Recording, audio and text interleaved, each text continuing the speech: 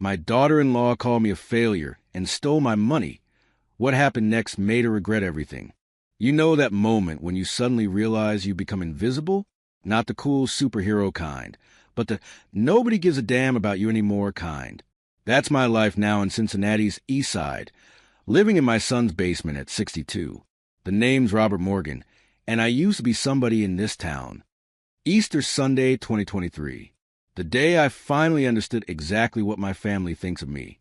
David's wife Lisa had spent all morning arranging her Pinterest-perfect table, complete with those little egg-shaped name cards and napkins folded like rabbits. Must have taken her hours. Meanwhile, I'd spent the morning fixing their garbage disposal that had been making that grinding noise for weeks. Not that anyone noticed. Everyone was there, David's in-laws, some neighbors I barely recognized, even Lisa's gym friend with a husband who wouldn't stop talking about crypto. The ham looked good, I'll give her that. The table was buzzing with conversation about property values and school districts, topics where a washed-up auto shop owner's opinion apparently wasn't needed. I kept quiet, pushing potatoes around my plate, until Lisa's voice cut through the noise. "I'm just so thankful Owen got David's brains and ambition," she said, glass of wine tilting dangerously in her hand, as she gestured toward my 15-year-old grandson. "Thank God he didn't inherit the Morgan knack for bad luck and bad investments." The table went silent. Every eye shifted between Lisa and me. David, my own flesh and blood, just chuckled awkwardly and patted her arm. "Come on, honey. Dad did all right for 30 years before the crash. Some things you can't control.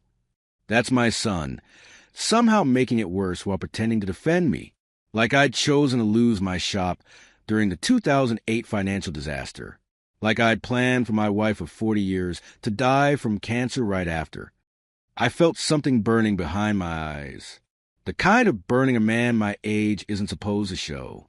My fork clattered against the china as I stood up, mumbling something about needing my medication. Nobody tried to stop me. Back in my room, really just a converted storage area with a bed, I sat on the edge of my mattress and let the tears come. No shame in crying when no one can see you. Marge would have never let that comment slide. My Marge, with her fiery red hair and that laugh that could fill a stadium. She would have stood up right there and told Lisa exactly where she could shove her Easter ham. We were a team, Marge and me. Built that auto shop from nothing in '79, the year we got married. Morgan's Motors. We fix it like we own it. And we did own it. Every square inch paid for with sweat and overtime. Now I'm the broken thing nobody wants to fix. The extra mouth that's stretching David and Lisa's mortgage-heavy budget. The embarrassing old man who still uses a flip phone and doesn't understand why anyone needs 14 different streaming services. This morning I tried to help Owen with his car. Just an oil change. Basic stuff every man should know. He looked at me like I'd suggested we go hunt dinosaurs. "Grandpa, people don't do that anymore. That's what Jiffy Lube is for," he said, not even looking up from his phone. "Besides, Mom says your clothes smell like grease for days when you mess with that stuff." I remember teaching David how to change oil when he was 10. He was so proud, he called all his friends to come watch him do it himself. Now my own grandson won't even step into a garage with me. Last week, Lisa threw out my old toaster. I found it in the garbage bin and brought it back in. Just needed a new heating element, which I had in my parts box. "Robert, we don't need your junk cluttering up the house," she snapped when she saw it on the counter. "We're getting a new one delivered tomorrow. This isn't your garage where you can hoard broken things." That's what I am to them. A broken thing. A relic that takes up space. Remember summer of '79? Marge and I watched Alien at the Oakley Drive-In. She squeezed my hand so hard during the chest burster scene, I lost feeling in my fingers. Then we both laughed about it all the way home. The neighbors were having a block party, and even though it was nearly midnight, they waved us in. We shared beers and burgers until dawn, talking about everything and nothing. Back then, neighbors knew each other. We shared tools, watched each other's kids, and actually gave a damn when someone was struggling. Now, David barely knows the names of the people next door, and Lisa just complains about their unmowed lawn lowering property values. I'm not just nostalgic of the good old days. I'm nostalgic for when I mattered, when my skills and experience were worth something. When I wasn't just the old man in the basement who should be grateful for the scraps of attention thrown his way. I told David yesterday, I'm not old, I'm classic, like that Fleetwood Mac cassette you used to play in my truck. He just smiled, that patronizing smile people give children and confused elderly folks. Life's like an old pickup. It might rattle and smoke, but it'll get you where you're going if you don't give up on it. Lisa overheard me telling this to Owen last week while I was fixing their leaky kitchen faucet. She rolled her eyes so hard I thought they might fall out of her head. Nobody needs your ancient wisdom, Robert. Owen has Google for advice. That stung worse than anything. In my day, wisdom was earned through living, not through searching. Every mistake taught you something. Every success showed you what worked. You couldn't just ask the machine for the answer. For 40 years, I've kept a leather-bound notebook Marge gave me on our first anniversary. Marge's book, I call it, started as a place to jot down repair notes and customer information for the shop. Over time, it became a record of everything I learned, not just about cars, but about life. When Marge got sick, I wrote down her words too. The insights that came between the pain and the morphine. Wisdom worth more than gold, at least to me. Remember to see people's actions in the light of their pain, not your expectations, she told me 3 days before she died. I wrote that down with shaking hands as she drifted to sleep. I keep the notebook hidden now. Lisa's on a minimalist kick, throwing out anything that doesn't spark joy or whatever that Netflix lady preaches. Last month, she donated 3 boxes of my books without asking. Said they were collecting dust and making the place look cluttered. After Easter dinner, I retreated to the tiny closet under the stairs where I keep my few remaining possessions. It's tight and smells like mothballs, but it's the only place in this house where I feel I can breathe. I pulled out Marge's book and ran my fingers over the worn leather cover. Open to a random page from 1987. Customer satisfaction isn't about fixing the problem. It's about making them feel heard while you fix the problem. Marge underlined that one. She handled the books and the customers while I handled the wrenches. Perfect team. She knew how to make people feel valued even when they were being unreasonable. I was never good at that part. Through the thin walls, I could hear Lisa complaining to David. How long is your dad going to live here? We can't afford to support him forever. David's response was too quiet to make out, but I didn't need to hear it. His silence at dinner had said everything. I closed the notebook and pressed it to my chest. Felt my heart beating against the leather, steady and sure despite everything. Marge, I whispered to the empty closet, I'm going to show them what I'm worth. Maybe not to them, but to myself at least. The decision crystallized in that moment.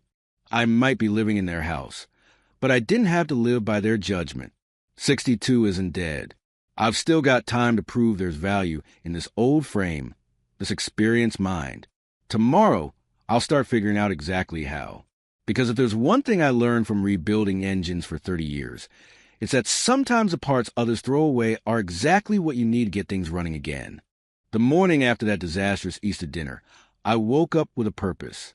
Not the earth-shattering kind they talk about in those inspirational YouTube videos my grandson watches. Just a simple determination not to waste another day being the family ghost. I waited until David and Lisa left for work and Owen for school, then walked 1.5 miles to the public library.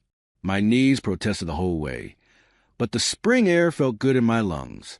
Reminded me of mornings at the shop, rolling up the garage door to greet the day, coffee in hand, before the first customer arrived. Cincinnati's East Branch Library isn't much to look at, just a squat brick building from the 70s with windows tinted the color of weak tea. But inside it was quiet and clean, with that comforting smell of books and lemon floor cleaner. A place where nobody would rush me or roll their eyes if I asked a stupid question. I hadn't planned on meeting anyone, just wanted to use one of their computers to look up some things. But as I stood there staring at the row of monitors like they were controls for a nuclear submarine, this voice behind me said, "First time on our computers, Han." She was about my age, maybe a bit older, silver hair cut in a no-nonsense bob, glasses hanging from a beaded chain around her neck, and a smile that reached all the way to her eyes. Her name tag read Ellen Volunteer. That obvious, huh?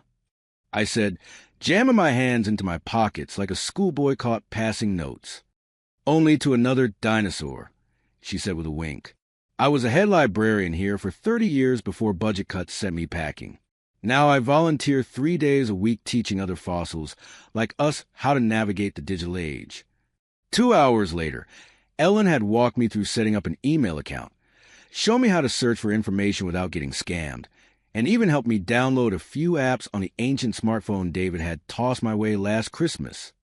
It's not rocket science, Robe. She laughed when I accidentally opened the camera instead of the browser for the third time. It's just a phone with delusions of grandeur. Ellen's straightforward approach reminded me of Marge. No nonsense, but kind about it. By the time I left, I had her number my contacts list. For tech emergencies, she insisted. Back at David's house, I tried to connect to their Wi-Fi to practice what Ellen had taught me. The password was taped to the fridge. Owen Rules 2023. But when David caught me typing it into my phone, you'd think I was trying to hack the Pentagon. Dad, what are you doing? He snatched the phone from my hand, his face flushed with annoyance. You can't just get on our network. Our internet is already slow, and you'll use up all our data watching videos or something. I just wanted to check my new email. I explained, trying to sound casual, like a man my age having an email account wasn't some kind of miracle. New email? Since when you have email? His tone was so incredulous it made my stomach tighten. Since today, a nice lady at the library helped me set up. David looked like he was about to say something more, then just shook his head and walked away, mumbling about how I shouldn't touch things I don't understand. That evening at dinner, I made the mistake of mentioning YouTube to Owen, asking if he could show me how it worked. The boy nearly choked on his spaghetti. He was laughing so hard. Grandpa, did you just call it a YouTube? It's just YouTube. Nobody says a YouTube unless they're like 100 years old. Lisa smirked from across the table. Don't waste your time, Owen. Your grandfather still thinks VCRs are cutting edge. I took the jab silently, but something was building inside me. Not anger exactly, but a quiet determination. That night, I slipped Marge's book from its hiding place and opened it to a blank page. Marge always kept her own journal. Write things down, Robbie, she'd say. Not just what happened, but how it felt. It's how you remember who you are when the world tries to tell you differently. I ran my fingers over the leather cover, almost feeling her hand beneath mine. Then I wrote, Today I learned that invisibility doesn't have to be permanent. Ellen saw me. Maybe others will too. The next morning, I walked back to the library with a $20 bill in my pocket, my whole week's allowance from the pittance David begrudgingly gave me from my Social Security check. Ellen was there, shelving books on a cart. Well, look who's back for more punishment, she said with a grin. What digital mountain are we climbing today? I want to learn about YouTube, I told her, probably sounding as serious as if I'd announced I wanted to learn brain surgery. My grandson watches it all the time. People making videos about everything under the sun. Ellen's eyes lit up. Now there's an idea. What would you want to make videos about, Robe? The question caught me off guard. Make videos? Me? But once the seed was planted, it grew roots almost instantly. I know how to fix things, I said slowly. Cars, appliances, stuff around the house. Used to own a shop before the crash.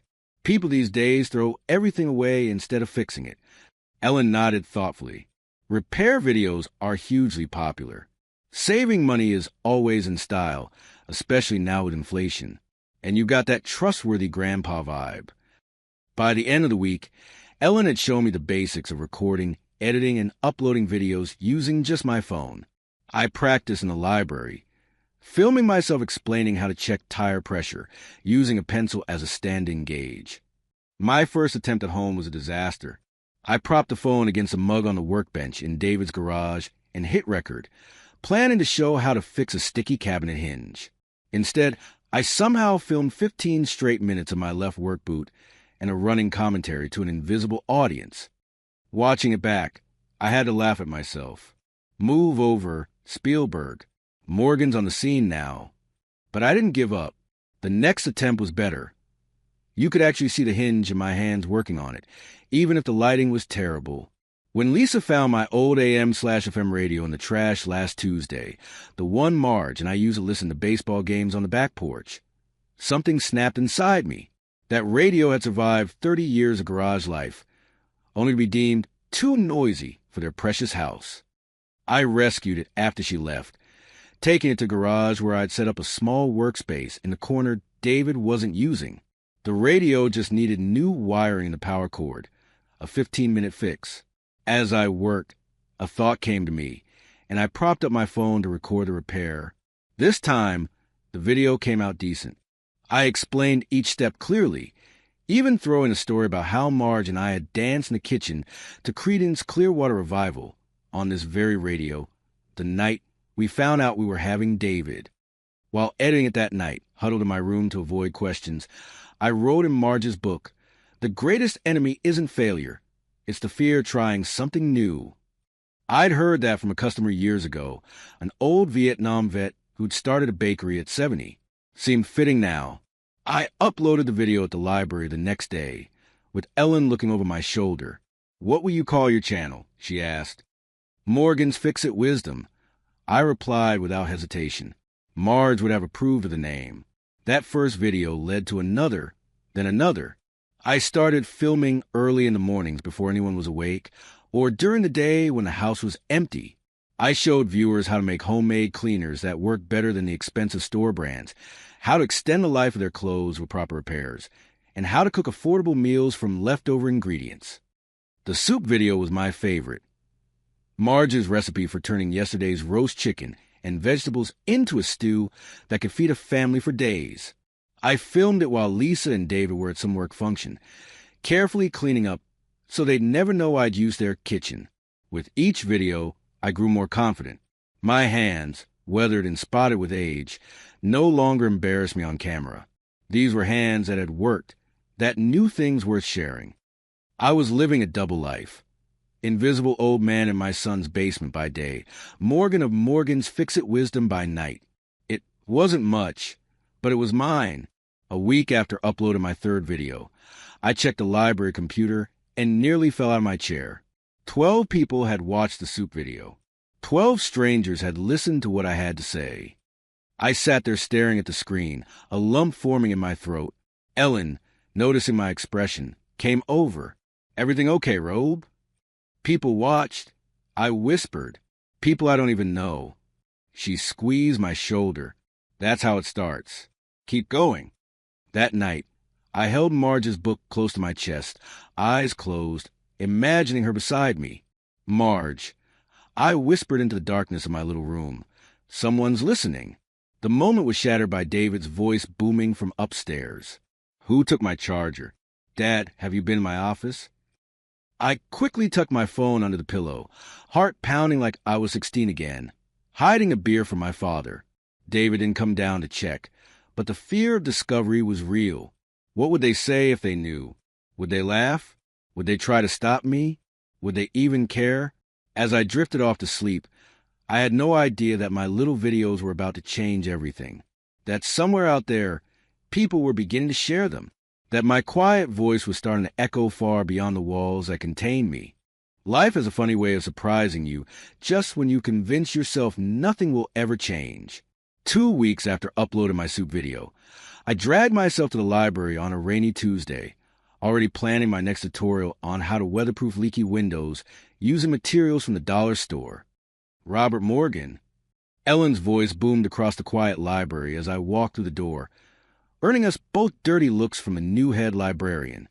Ellen ignored them, waving me over with such urgency I thought something was wrong. "Have you checked your channel lately?" she whispered, eyes wide behind her reading glasses.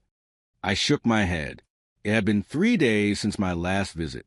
Ellen practically shoved me into a chair and logged into my account. And there it was, a number so unexpected I thought it was an error. 203,847 views. "But that's not possible," I mumbled, staring at the screen. "There must be some mistake." Ellen was already scrolling through the comments section, which had exploded overnight. Hundreds of messages from strangers across the country. You remind me of my dad who passed last year.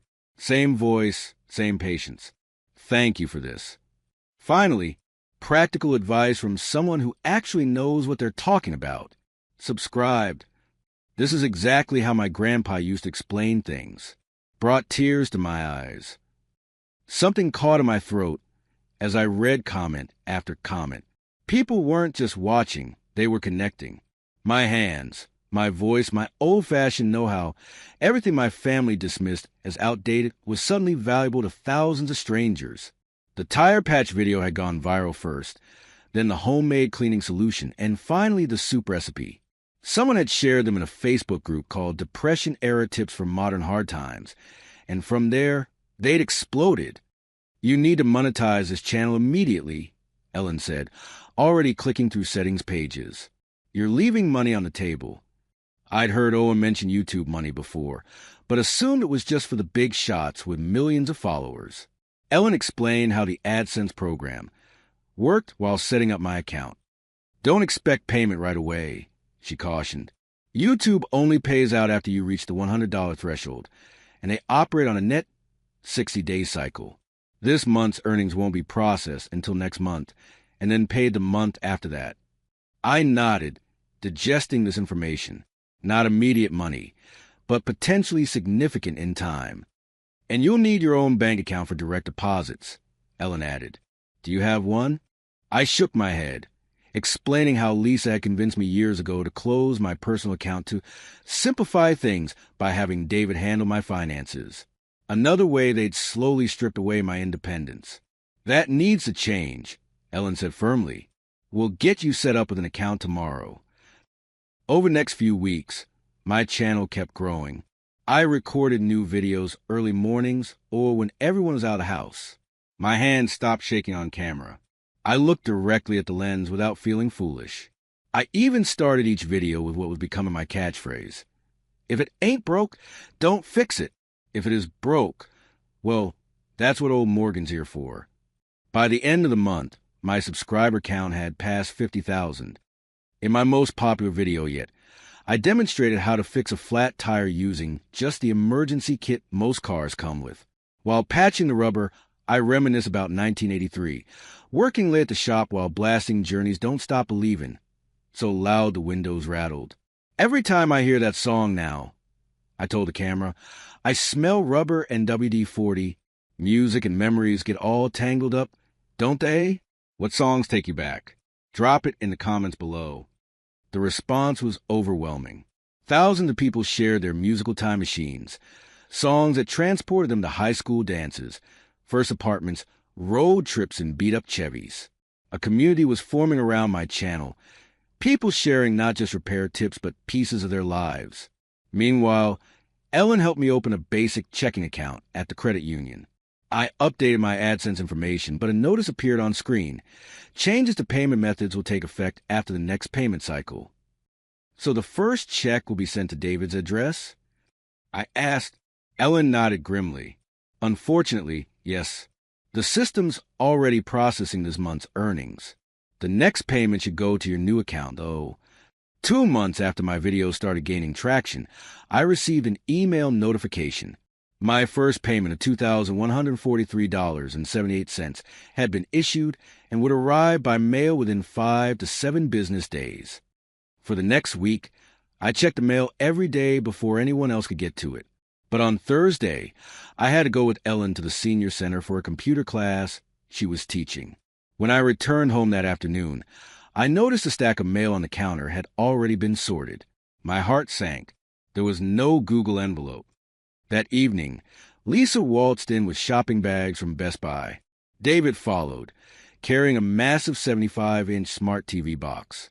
Nice timing, she said coldly when she saw me watching. We just got our new TV. David's about to unbox it. As David set the box down against the wall, I could see the price tag still attached to the side. $1,899.99. Where's my check? The words came out sharper than I'd intended. Your check. Lisa laughed. a harsh sound with no humor. You mean the money you owe us for letting you live here rent-free for the past year and a half? David stepped back in the TV box, his expression a mixture of guilt and defiance. Dad, you've been using our house, our electricity, our internet to make these videos. Did you really think that money was just yours to keep? I felt lightheaded, like I might topple over. You opened my mail? It was addressed to this house. Lisa cut in. And it's a good thing I did. Were you planning to hide this from us? After all we've done for you? All they'd done for me? The barely concealed contempt, the constant reminders that I was unwanted, the dismissal of everything I knew or cared about. This was what I should be grateful for. I was going to tell you. I said, quietly, I want to contribute. But that check was mine. I earned it. David shook his head. You earn it using our resources, while living under our roof, eating our food. That makes it family money. Owen appeared in the doorway, his teenage face conflicted. He looked at me, then quickly away, unable to meet my eyes. You stole from me, I said, the realization dawning with sickening clarity. My own family stole from me. Oh, stop being so dramatic, Lisa snapped. It's not stealing when you owe us way more than that check was worth. Consider it partial payment for being a burden all this time. A burden. There was the word that had been hanging unspoken between us for months. I looked at the TV again, its glossy screen reflecting my stunned face, my life's work converted into pixels and plastic without my consent. I was saving that money, I said, my voice steadier than I felt, for Owen's college fund. The room went silent. Owen's eyes widened, and for a moment, Lisa had the decency to look uncomfortable, but she recovered quickly, turning away with a dismissive wave. He has a college fund. We don't need your YouTube pennies. That night, I couldn't sleep. The betrayal cut deep, but there was something else growing inside me. Determination. I stared at the ceiling, listening to the muffled sounds of their new TV through the floor above. I thought about the thousands of people who had connected with my videos, who valued what I had to offer. If my own family couldn't see my worth, maybe I needed to focus on the audience that did. The next morning, I walked to the library earlier than usual, finding Ellen already there sorting books. They took the money, I said simply when she looked up. Her face fell. Oh, Robert, I'm so sorry. I shrugged, trying to appear stronger than I felt.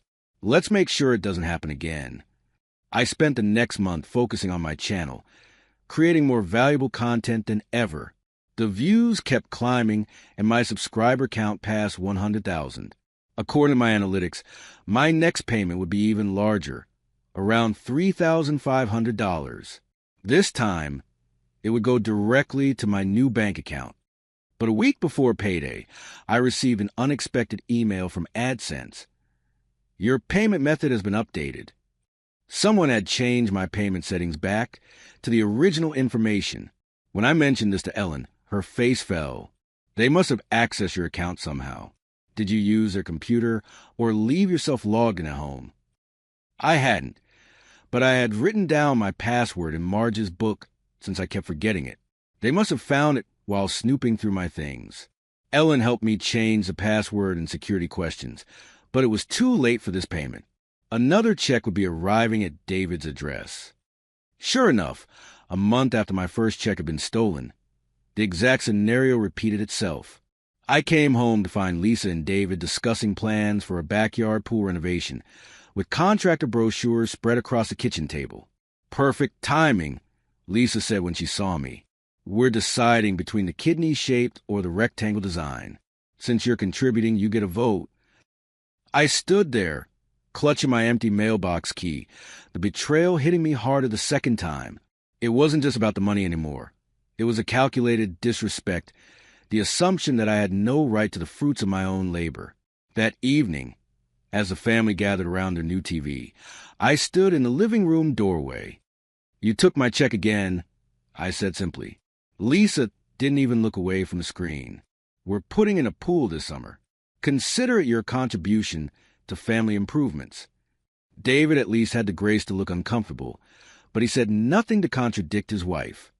I looked at Owen, who was staring intently at his phone, pretending not to hear the conversation. His shoulders were hunched, his expression pained. In that moment, something crystallized within me. This wasn't just about me anymore. What kind of example were we setting for this boy? That it's acceptable to take what isn't yours? That older relatives are ATMs to be used and discarded? I stood there, feeling the weight of my years and my choices, and made a decision. This was meant for Owen, I said quietly. For his future, not for your pool.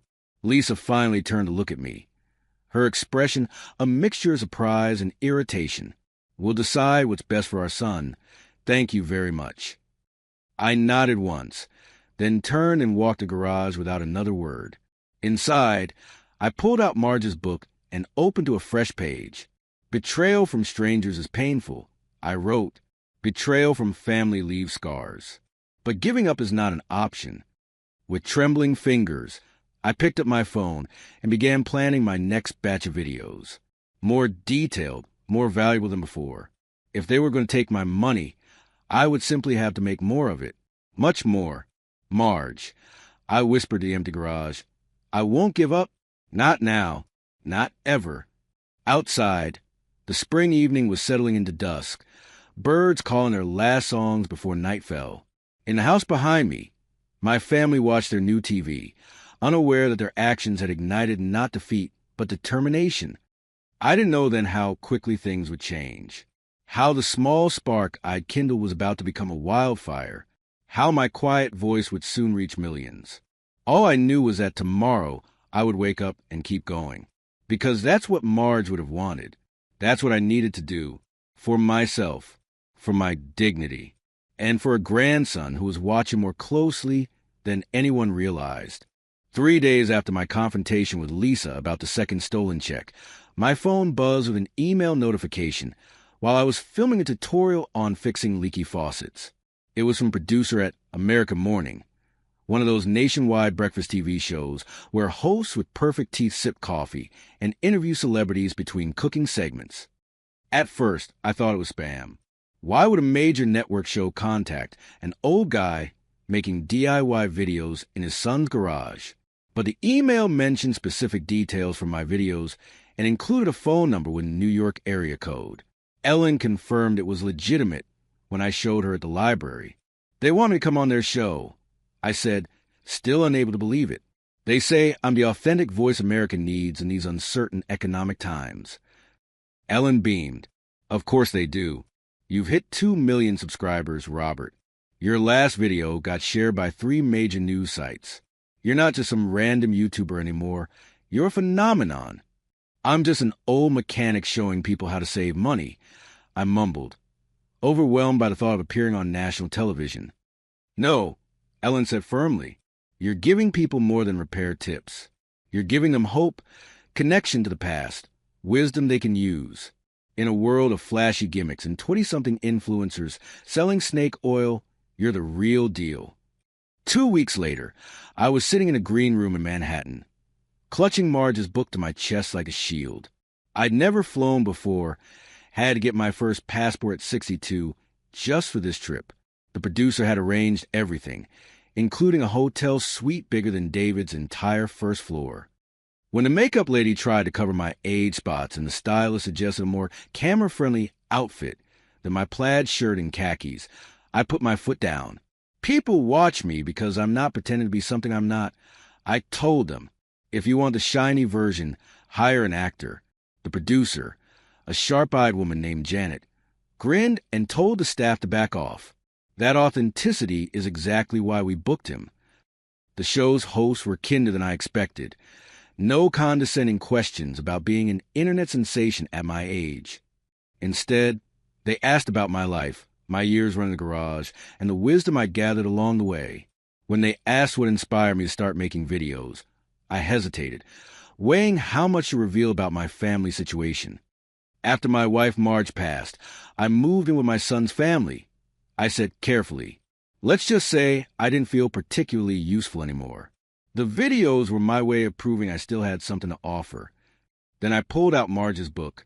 The leather was worn soft from decades of handling. The pages yellowed and dog-eared. This is where it all started. 40 years of notes, quotes, and life lessons Marge and I collected. The camera zoomed in as I opened to a random page. Here's one from '86. The customer with the dirtiest hands often has the cleanest heart.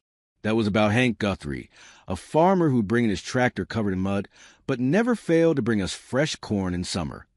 I flipped to another page. And this one's from Marge when she was in hospice. Love isn't what you take. It's what you leave behind. She wasn't just my wife. She was my compass. The studio went quiet. One of the hosts wiped her eye, trying to be subtle about it. The producer was frantically signaling something to the camera crew. Later, I learned that social media was exploding with reactions in real time. Hashtag Marge's Wisdom was trending nationwide. By the time the segment ended, the show had received thousands of messages. The host announced they were extending my interview to the next day's show, unprecedented for a guest who wasn't promoting a blockbuster movie. Back in my hotel room, my phone wouldn't stop buzzing with notifications. Ellen had helped me set up proper social media accounts before the trip, and now they were flooded with new followers. My YouTube subscriber count had jumped by 1 million overnight. Among the flood of messages was an email from Harper & Row, one of the biggest publishing houses in the country. They wanted to discuss a book deal for Marge's Wisdom, Life Lessons from an American Garage. The next morning, before heading back to the studio, I took a video call with their editorial team. They offered a $1.2 million advance on the spot. I nearly fell off my hotel chair. "We want the book by Christmas," the editor said. "We'll provide ghostwriters to help with the timeline." I shook my head. No ghostwriters. These are my words, my life with Marge. I'll write it myself. They weren't thrilled but agreed when I promised to meet weekly deadlines. The contract arrived by courier before I left for the studio that afternoon. The second day's interview went even better than the first. I told stories about the early days with Marge, building our business from scratch during the recession of the late '70s, raising David with more love than money. People today think they need the newest gadget or trendiest vacation spot to be happy. I said, but Marge and I were happiest when we had the least. Friday nights with a rented VHS movie and homemade pizza. Camping by Lake Erie because we couldn't afford flights to Florida. Those memories shine brighter than any luxury cruise or fancy restaurant. The segment ended with the host announcing that universities, corporations, and community organizations across the country are lining up to have Robert Morgan share his wisdom in person. I hadn't planned on becoming a speaker, but my new agent, yes, I somehow had an agent now, assured me the lecture circuit could be lucrative. "You're looking at $50,000 per appearance minimum," she said. "More for corporate events." My head was spinning. 2 months ago, I'd been filming videos on a second-hand phone, hiding from my family.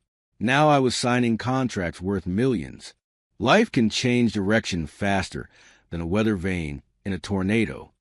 I flew home to Cincinnati with a dizzying number of opportunities ahead of me.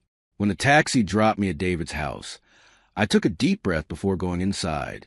I hadn't told them about the TV appearance or anything that followed. Part of me wanted to see their faces when they realized what had happened. I didn't have to wait long. As soon as I opened the door, I could hear the TV in the living room playing a recording of my interview. Lisa's voice carried down the hallway, unnaturally cheerful. "Dad, you're back. We were just watching your big TV debut. Why didn't you tell us? We would have come to New York with you." David stood beside her, wearing an expression I'd never seen before, a mixture of shock, embarrassment, and calculation. Behind them, Owen sat on the couch, his face lighting up with genuine happiness when he saw me. "I didn't think you'd be interested," I said simply, setting down my suitcase, "given our recent disagreements about my videos." Lisa brushed this aside with a wave of her hand. "Water under the bridge. We're so proud of you. The whole neighborhood is talking about it." I bet they were. The same neighbors who'd heard Lisa complain about her moocher father-in-law at every block party were now seeing me on national television. "How was New York?" David asked, his voice strained with forced casualness. "Did they put you up somewhere nice?" "The Plaza," I replied, watching their eyes widen. "And I've got some meetings back there next week." Book deal, speaking engagements, that sort of thing. Lisa smiled and faltered, but her eyes sharpened like a hawk spotting a field mouse. A book deal? That's wonderful. I always said you should write down all those stories. No, she hadn't. She called my stories depressing old man nostalgia just last Christmas. Later that evening, after a dinner where Lisa served my favorite meatloaf, which she previously claimed was too heavy for her digestion, David followed me to the garage. He closed the door behind him, shifting from foot to foot like he used to do as a boy when he'd broken something. Dad, I know things have been tense lately, he began, staring at the floor. I didn't handle the situation with your YouTube earnings well. I raised an eyebrow but said nothing, letting the silence stretch between us. The thing is, he continued, Lisa and I have been talking about starting our own business for years. A food truck concept.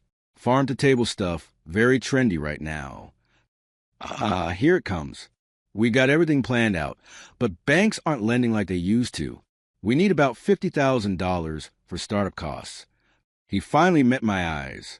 With your new success, I thought maybe you want to invest in your family's future, be a part of something we build together. The irony was almost too much. After stealing my earnings and treating me like a burden, they wanted to be business partners. I'll think about it, I said neutrally. I've got a lot of decisions to make right now. For the next few days, Lisa was unrecognizable. Cooking my favorite meals, asking about my videos, even sitting through an entire explanation of how to replace a garbage disposal without once checking her phone. David suddenly remembered all our father-son fishing trips, recounting to anyone who would listen. The only person who seemed genuinely happy for me, without an angle, was Owen. One afternoon, while Lisa was out shopping and David at work, Owen knocked on my door. He stood awkwardly in the doorway, a lanky teenager with my chin and Marge's eyes. Grandpa, can I talk to you about something? I nodded, setting aside the draft of my first book chapter. I just wanted to say... He hesitated. I thought your videos were cool from the beginning. I subscribed with a secret account so Mom wouldn't know. My throat tightened. You did. He nodded, and I didn't want him to take your money. I heard them planning it the first time, but I was too scared to warn you. I'm sorry. In that moment, looking at my grandson's face filled with genuine remorse, I felt a surge of hope I hadn't experienced in years. Not everyone in this family saw me as a walking ATM.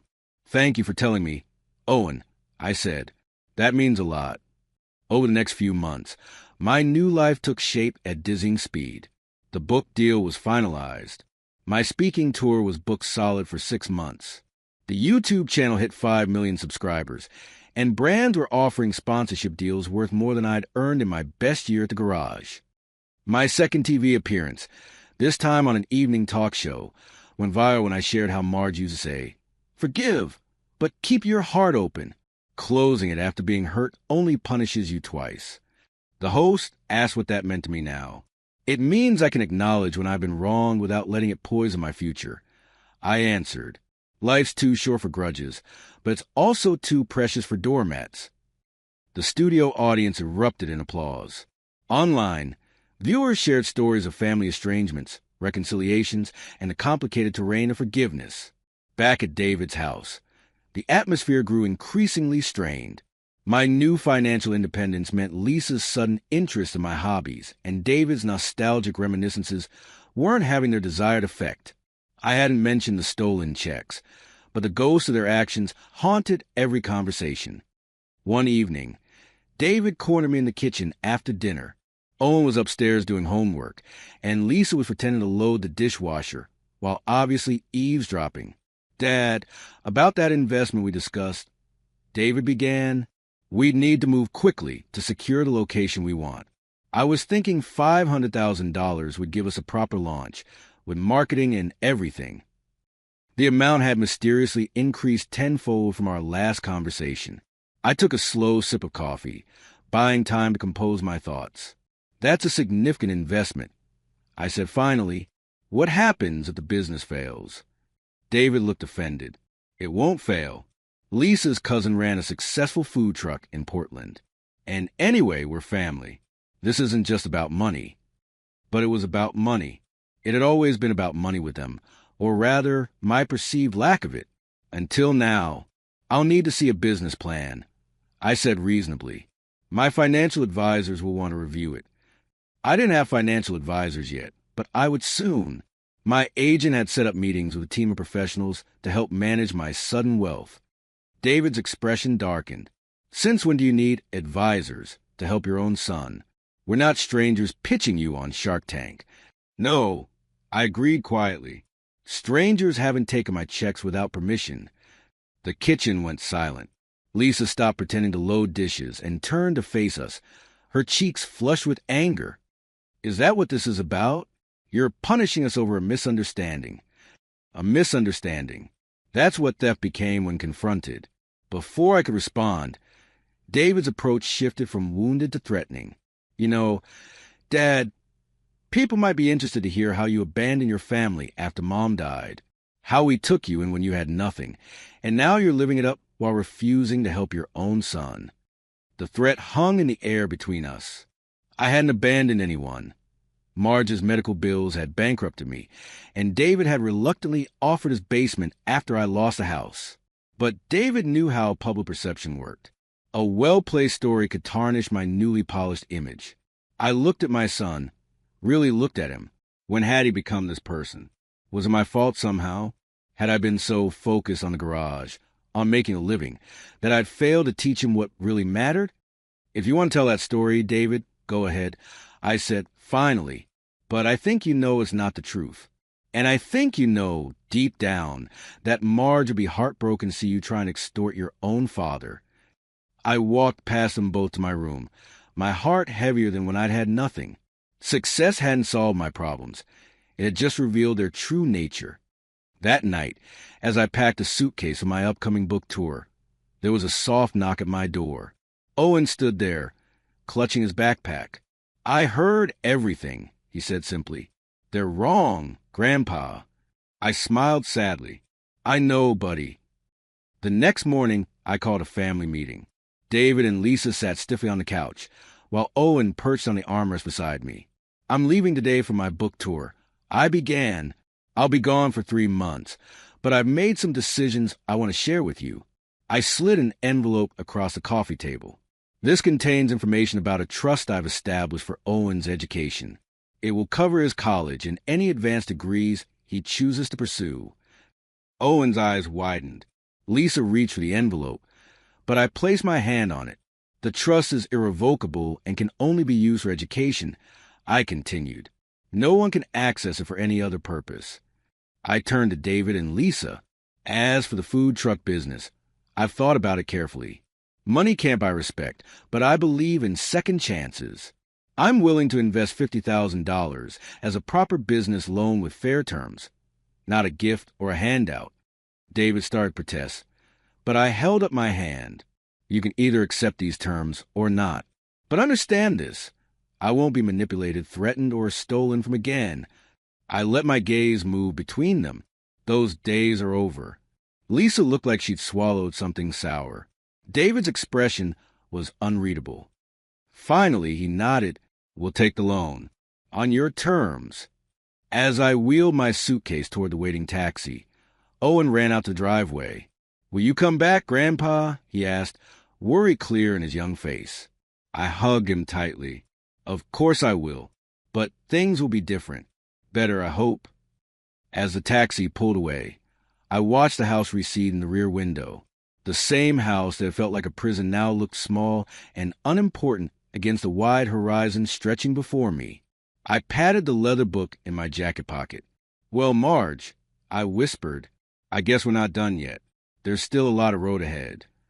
And for the first time in years, I was genuinely excited to see where it would lead. My 3-month speaking tour stretched into 6, then 8. I visited 43 states, spoke at universities, corporate retreats, and community centers. Everywhere I went, people lined up to tell me how my story had touched them, how fixing a coffee maker using my instructions had given them confidence to tackle bigger problems, how Marge's wisdom had helped them reconnect with estranged family members. I returned to Cincinnati between trips, staying at hotels rather than David's house. The distance felt necessary for all of us. Owen would visit me for dinner, eagerly sharing his school projects and new interests. David and Lisa maintained a polite but strained relationship with me, accepting the business loan, but clearly disappointed it wasn't the $500,000 handout they'd hoped for.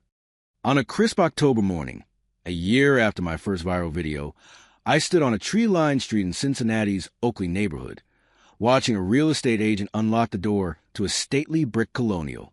It wasn't flashy. No swimming pool or marble columns, just a solid, well-built home with a large yard and a detached garage big enough for a workshop. "It's perfect," I told the agent, not even bothering to negotiate the price. That night, as I sat in my hotel room, reviewing the purchase agreement, I had one of those moments of clarity that seem to arrive when you least expect them. I'd achieved what most would consider success: financial security, public recognition, a reclaimed sense of purpose. But something was still missing. I pulled out Marge's book and flipped through its well-worn pages until I found what I was looking for. A life well lived is measured by what you leave behind, not what you pile up. Marge had said this during her final weeks, when a hospice nurse asked if she wanted to check anything off her bucket list. Instead of exotic locations, she talked about the people whose lives she'd touched, the community she'd helped build. I knew then what I needed to do with the second chance I'd been given. 2 weeks later, I met with an architect and a nonprofit consultant. I didn't just want a home for myself. I wanted to create something lasting, something that would outlive me. The plans evolved quickly. A community center attached to my new property, designed to bridge the generational divide that increasingly defined American life. I would call it Marge's Wisdom Center. The concept was simple but powerful. A place where seniors could share their knowledge and stories, where younger generations could learn practical skills being lost to time, and where the community could gather around the idea that wisdom should be preserved and passed down, not dismissed as outdated. My publisher loved the idea, agreeing to fund a series of wisdom scholarships for students who documented the stories and skills of elders in their communities. Construction began in January. I supervised every detail, from the comfortable seating in the main gathering space to the fully equipped workshop where hands-on classes would be taught. One wall was dedicated to photographs from the 70s and 80s, snapshots of everyday American life when communities were more connected and self-sufficient.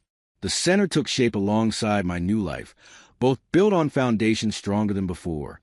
Owen became my unofficial assistant, spending weekends helping organize the workshop tools and offering surprisingly insightful suggestions about making the center appealing to younger visitors. His enthusiasm was infectious, and I found myself seeing the project through his eyes, a bridge not just between generations broadly, but between him and me specifically. One Saturday, as we inventoried donated tools, he asked a question that caught me off guard. "Grandpa, do you think Dad and Mom will ever really understand what they did wrong?"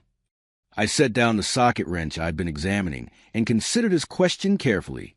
Understanding requires wanting to see your own mistakes. "Owen, some people never develop that ability." "But they're your family," he persisted. "Don't you want them to be part of all this?" The truth was complicated. Part of me wanted to exclude them entirely, to create this new chapter without the people who'd made me feel worthless. But another part, the part that still heard Marge's voice in quiet moments, knew better. Family is more than blood, I told him. It's who shows up for you, who values what you offer. Sometimes it includes relatives, sometimes not. I paused, seeing concern in his young face. "But yes, I'm leaving the door open for them. Forgiveness doesn't mean forgetting or letting people treat you poorly again. It means not letting bitterness poison your own heart." On a brilliant May morning, with spring flowers dotting the landscape grounds, Marge's Wisdom Center officially opened. Local media covered the event, which had grown far beyond my initial expectations. The mayor cut a ribbon. A high school band played. Food trucks lined the parking lot. And there, among the crowd of nearly 300 people, stood David, Lisa, and Owen. They'd received invitations, of course, but I hadn't been sure they would come. Owen had kept their attendance a secret, wanting to surprise me. When the formal ceremony ended and people began touring the facilities, David approached me, looking more uncomfortable than I'd ever seen him. "This is impressive, Dad," he said, gesturing at the center. "Really something." "Thank you," I replied simply. "I've been thinking a lot lately," he continued, choosing his words carefully, "about how we treated you, about the example we set for Owen." He swallowed hard. "I'm not proud of it." It wasn't a dramatic, tearful apology, but from David, who'd inherited my stubborn pride and difficulty admitting mistakes. It was significant. "The past is written," I told him, echoing something Marge used to say. "But we get fresh pages every day." Lisa approached cautiously, hovering at the edge of our conversation until I acknowledged her with a nod. "The food truck is doing well," she offered, as if providing evidence of their redemption. "We've paid back half the loan already." "That's good to hear," I said, and meant it. Their success or failure had ceased to be a measure of my own worth. I gestured toward the main building. "We need volunteers, people to teach classes, help with events, connect with the community. If you're interested in being part of this, there's work to be done." Lisa looked surprised, clearly having expected either a warmer reconciliation or a colder rejection. "What kind of classes?" "Cooking would be useful," I suggested, "especially budget-friendly meals that stretch ingredients." Something shifted in her expression, a realization, perhaps, that I was offering not just forgiveness but a chance at genuine respect, earned rather than demanded. Inside the center, the main hall was filling with visitors. A group of teenagers clustered around a display where an 87-year-old former mechanic demonstrated how to rebuild a carburetor. In another corner, a woman in her 70s guided young parents through techniques for mending children's clothes instead of replacing them. "The goal is intergenerational exchange," I explained as we walked through. Young people filmed the sessions, creating digital archives of skills and stories that might otherwise be lost. One of the most popular stations featured a row of vintage tools, hand drills, planes, and saws that required no electricity, alongside their modern counterparts. "I may be a wisdom guru now," I told a group of wide-eyed middle schoolers, "but I still can't figure out the defrost settings on my microwave." Their laughter warmed me more than any standing ovation at my speaking engagements. By late afternoon, the initial crowd had thinned, leaving a core group of genuinely interested community members signing up for programs and volunteer positions. I spotted Owen introducing his friends to Eleanor, a retired librarian who'd been teaching people how to research their family histories. On the wall behind them hung a large frame quote, the unofficial motto of the center: "True wealth is not what you keep, but what you give away." David and Lisa stayed the entire day, awkward at first, but gradually finding their places. Lisa joined a discussion about starting small businesses, offering surprisingly honest insights about the challenges they faced with their food truck. David, who'd inherited my mechanical aptitude but rarely used it, found himself drawn to the workshop area. As the sun began to set, casting long shadows across the new building, I stood on the back porch overlooking the grounds. The center would host its first regular classes tomorrow, everything from basic home repairs to financial literacy, from cooking techniques to digital privacy protection for seniors. Ellen appeared beside me, her silver hair now styled in a fashionable bob that suited her role as the center's administrative director. "Quite a day, Robert," she said, handing me a cup of coffee. "You've created something remarkable here." I shook my head. "We created it. I just had the resources and the idea. Everyone here made it real." Inside, someone had put on music. Leonard Skinner's Sweet Home Alabama floated through the open windows. Not my first choice for a community center soundtrack, but it triggered a cascade of memories. Road trips with Marge in our old Chevy, cranking the radio with the windows down. Teaching David to drive with that song playing. Backyard barbecues where neighbors became family. Different times, but the important things remained constant. The following weeks settled into a rhythm. The center averaged 60 visitors daily. Retirees sharing skills in the morning, school groups in the afternoon, community events in the evening. Local businesses donated materials and equipment. The university sent student volunteers who received credit for documenting oral histories. David and Lisa became regular participants, not out of obligation, but seemingly genuine interest. David discovered a talent for teaching basic car maintenance to teenagers. Lisa's cooking workshops became unexpectedly popular, especially her sessions on repurposing leftovers. The transformation wasn't instant or complete. They still had moments of self-interest and insensitivity, but change was happening one interaction at a time. The power dynamic had shifted not because of my financial success, but because I no longer needed their approval to feel valuable. Owen flourished in this new environment. He started a YouTube series called Wisdom Transfer, filming seniors demonstrating everything from darning socks to debugging computer code. His generation, supposedly disconnected from practical skills, proved hungry for authentic knowledge. One evening, after everyone had gone home, I found Owen sitting alone in the main hall, reading Marge's book. I'd given him permission to borrow it for a school project about family histories. Find anything interesting? I asked, sitting beside him.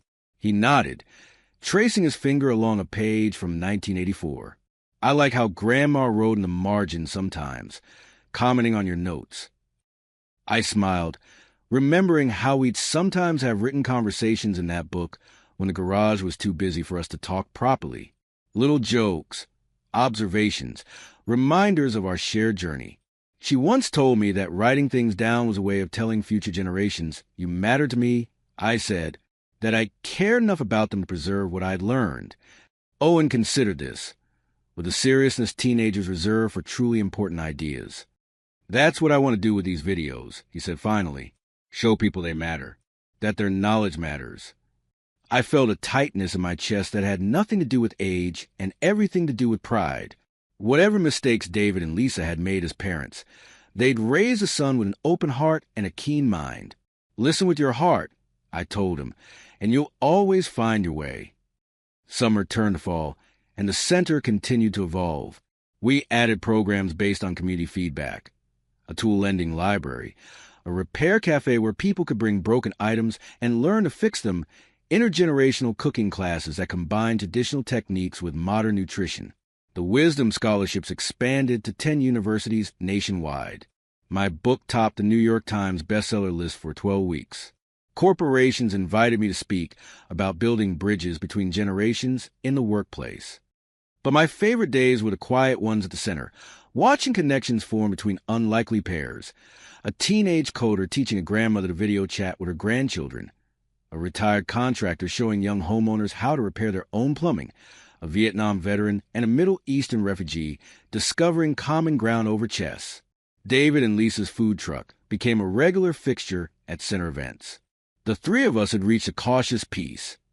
Not the blind affection they'd feigned during their money grab, but something more honest and sustainable. One crisp October evening, exactly 2 years after my first viral video, I sat on the center's porch watching the sunset. The maple trees lining the property blaze in autumn colors, and the air held that particular sharpness that signals winter's approach. Owen joined me, camera in hand. "Mind if I get some footage for the anniversary video? Just you reflecting on the journey?" I nodded, watching him set up his equipment with practiced ease. At 17, he moved with confidence I'd never had at his age. "What would you say is the most important lesson you've learned through all this?" he asked, once the camera was rolling. I thought about the roller coaster of the past 2 years, from invisible burden to YouTube sensation, from betrayed father to community builder. So many lessons, hard-won and precious. That wisdom isn't about having all the answers. I said finally, it's about asking better questions, and listening, really listening to the answers. Later that night, after Owen had gone home and the center was quiet, I sat in my workshop flipping through Marge's book. After all these years, I still turned to it when I needed to feel her presence. "We did it, love." I whispered to the pages filled with our shared handwriting. It's not what we planned, but maybe it's better. The center hummed with potential energy. The conversations that would happen tomorrow. The connections yet to be made. The wisdom waiting to be shared. Not just my wisdom or Marge's, but the collective experience of a community rediscovering the value of its elders. I closed the book and placed it carefully on the shelf. Unlike before, I no longer needed to hide it away. Now it stood among dozens of similar journals, new wisdom books being created by center participants, each filled with the kind of practical knowledge and hard-earned insights that can't be Googled. Outside my window, Cincinnati continued its nighttime rhythm. Cars passing, porch lights glowing, lives unfolding in apartments and houses across the city. Somewhere out there, people were watching my videos, reading my book, perhaps changing how they viewed their parents or grandparents. It wasn't fame or money that gave me peace as I prepared for bed that night. It was knowing that in my own small way, I'd helped bridge the gap between generations. I'd transformed my own pain into something useful for others. And in doing so, I'd found what had been missing all along, not just purpose, but connection. The very thing Marge and I had valued most in our decades together. As I drifted towards sleep, I could almost hear her whisper, "Not bad for an old mechanic, Robbie. Not bad at all.